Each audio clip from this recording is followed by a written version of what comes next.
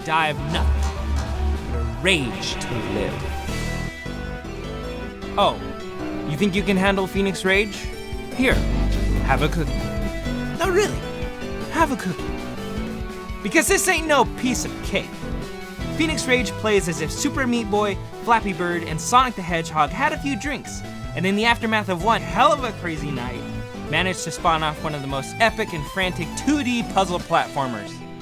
Be fast, be stylish, avoid death, die, die, die, die, die, again, die, again. Rinse, repeat. This challenging yet addictive Twitch platformer will brutalize your fingertips as it unapologetically taunts you and your feeble reflexes over and over and over again. Just one more try. Ah! Fenix Rage's art style is both alluring and distressing. The dark purples and reds of Fenix Rage will only help to further enrage the player, more so when they're already attempting the seemingly impossible. You have to love the art style they're going with though. It reminisces the sharp designs of Sonic and the graphic colors of a 90s anime, and yet still manages to feel cartoony and light. Its color palette is vivid and enticing to the eye, and fits the tone of Rage very well. Levels are anything but simple, especially as the game progresses.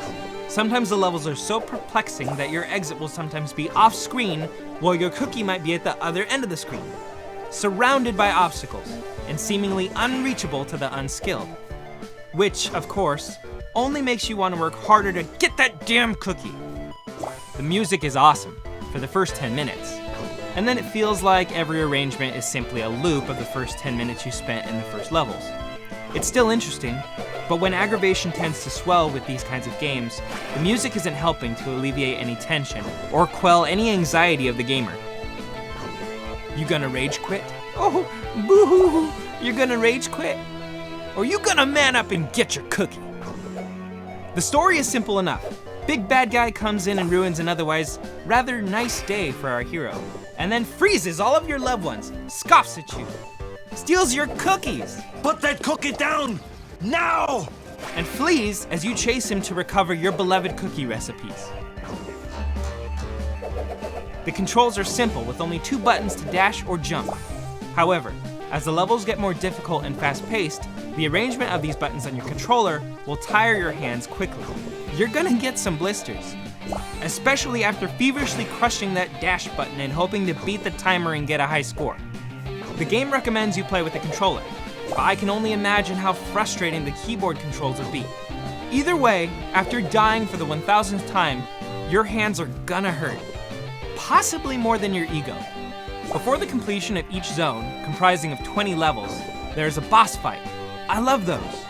These boss fights are fun and consistently get harder as the game progresses, even if it is the same big baddie you have to fight.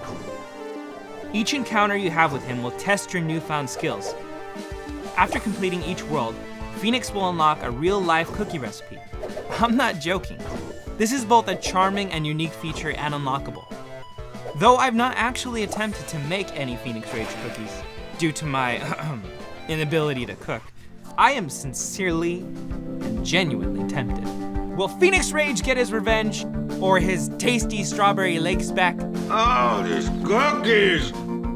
I know what you're gonna say, but Fenix Rage is its own beast and can't simply be likened to Flappy Bird. But honestly, the game starts getting funner as soon as it starts to incorporate more of those kind of Flappy Bird moments we're all used to now.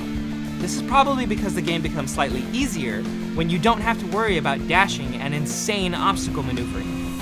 Instead, the player gets to focus more on simple timing and some rather excellent puzzle solving. You know that feeling you get in Flappy Bird when you go, just one more try, and then 45 minutes later you still didn't beat your high score? Yeah, that happens a lot here. Once you've spent an hour utterly determined to conquer a zone, you'll start to feel like, well, like Neo in The Matrix. I sometimes felt like I could see the coding and the patterns right in front of me, if that makes sense. Yeah, that makes sense. You'll feel like a pro if you can get it right. I would often find my final attempt the most graceful and stylish in managing to speed through the level, get the cookie, and dash clean into the blue. Fenix Rage shakes things up and offers some bonus content for when you're not panickingly dashing for a cookie against the timer. It offers an unlockable menu section for Fenix Rage-inspired arcade minigames. They can be unlocked with stars you get from playing the campaign, with some fun surprises if you manage to save up enough stars. The main game also offers some old-school secrets. There are sometimes secret red cubes hidden in the levels that can only be reached with skill and speed. If you're lucky enough to dash into one, you'll be transported into a very different kind of game space, some of which will offer unique puzzles for the player to figure out. If you do, you automatically pass the level and permanently unlock that special stage from the game menu for you to play again later. There's an adequate amount of content here, and it's just fun enough to work hard to unlock. Those damn cookies. Remember when games used to be hard and simple, or simply hard? Where gameplay mattered more than the story? Yeah, it's hard to remember those days of yesteryear too. But Fenix Rage helps to bring back some of the best gaming days of yore. It feels very old school and arcadey, challenging but not impossible, and I will always welcome that.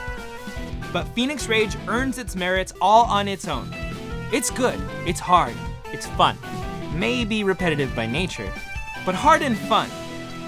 Because it's hard. So man up, get that cookie, Who told you you can eat my cookies? and never rage quit. Screen Watcher is giving Fenix Rage a 7 out of 10.